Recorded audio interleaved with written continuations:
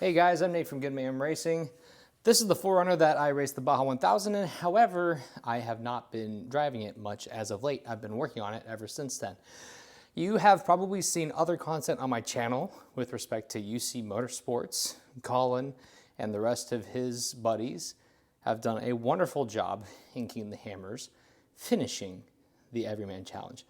I was super stoked to be a part of that, and even though there's a lot more video and media content that I recorded, it really needs to go on to Colin's channel and be a part of his story. So I suggest you go to UC Motorsports and their YouTube page to like and subscribe, and shoot, comment, tell them that they need to upload more stuff. This 4Runner has been a process ever since we earned damage in Mexico. I got it to run and drive a little bit, but it didn't drive in a straight line, nor did it run very well. So now I need to fix it. Fortunately, parts have been arriving. This is a frame mount for the rear lower control arms. One of them broke. It broke very bad. So this is a major point in maintenance for the 4Runner, and I'm going to be focusing on the rear end first before I fix the front. Okay, I need to separate the muffler from the rear exhaust pipe.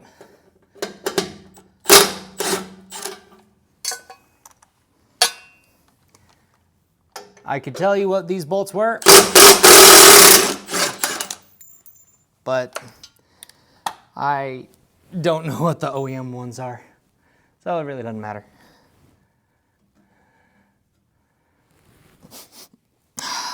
Let's separate that.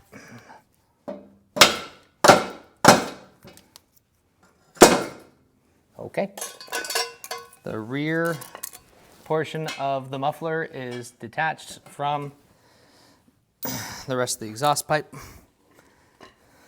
Now for the front. Okay, the front exhaust is held by these two bolts.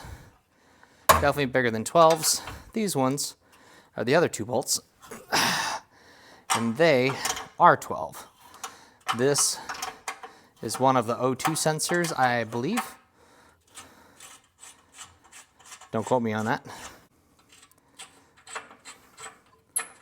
This is what 25-year-old nuts should feel like. Nice and easy. That is an O2 sensor, I think.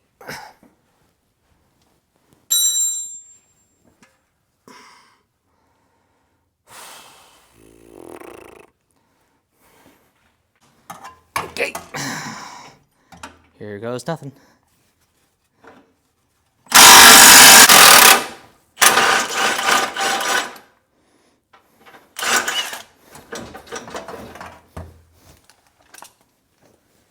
Okay.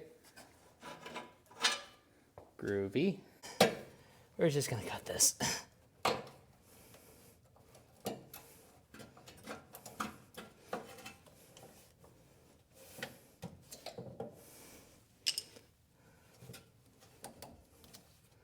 All right. Wear your safety glasses, kids. I did. I still had a bad moment. Okay. There's an exhaust gasket in there I need to be mindful of. Oh, and a second one. Groovy. All right. That's better. Now we can get this thing out of here.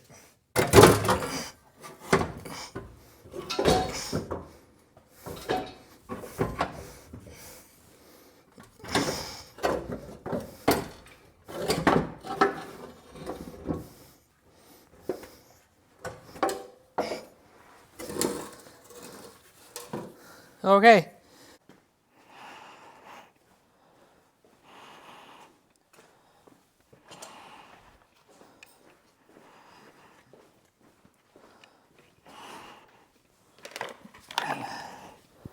Okay, now that the exhaust is out of the way, now it's time to start removing this mount.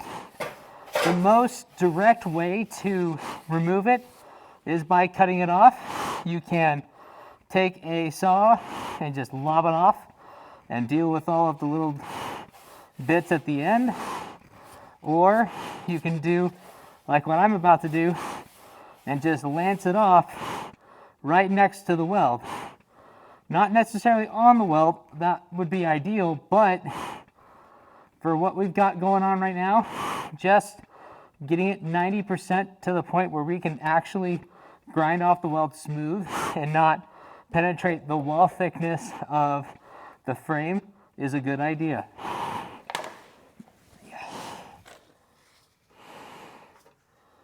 This has 2-inch long weld beads, give or take. So long as we grind into that, we'll be good to go. We don't need to do the areas in between.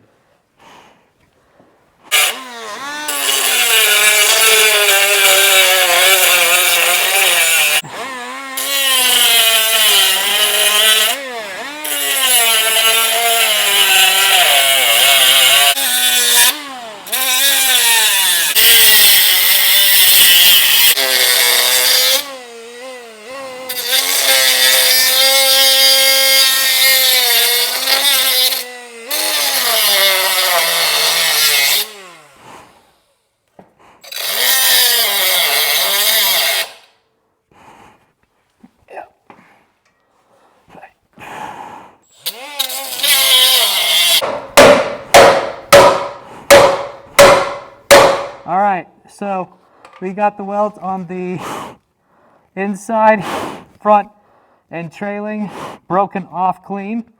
We only have this inside or this outside bit to go.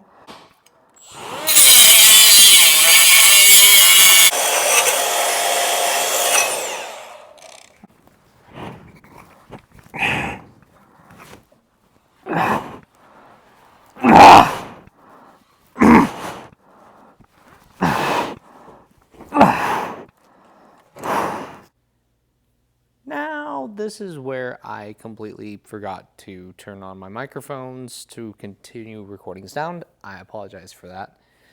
But I am continuing to cut and notch the deleterious material that I need to remove. And you can see me wiggling it back and forth. That's actually a way that we test welds in industry. If you are manufacturing pipe lines to API 1104, the welds are evaluated with something called a nick break, where we notch both sides of it and wiggle it back and forth until it fails. We actually determine how much energy is absorbed in that. It's a really good way to protect a frame or a roll cage if you have something that you are removing. It's a gentle way to do so. So now that these welds have been popped off, or at least the base metal has, now you can take the angle grinder and die grinder to continue making these welds flat and smooth. Once you've done a significant amount of grinding, you can actually pry the metal apart with a chisel. If I remember right, the Toyota manual actually uses this procedure for separating the ABS retainer ring off of the rear axle of the 3rd Gen 4Runner. Like, you actually grind through the retaining ring most of the way, and then you lob it off with a grinder, and as soon as you're able to clear it, then you can continue servicing it. In this case, it's kind of a in-process grind, chisel, grind, chisel. The real goal is to protect the frame and make sure we don't grind into it too much. There are some instances where a regular flapper wheel or cutoff wheel, grinding wheel even, can't access the welds that you need to flatten, and anytime you have that occur, you can use a long snouted grinding tool. This one is we call them rock bits in the shop. It's a giant rock head. It's about 2 inches wide and probably 3 or 4 inches long. It allows you to get all of that rotational energy up deep into an area that you can't access with the common equipment.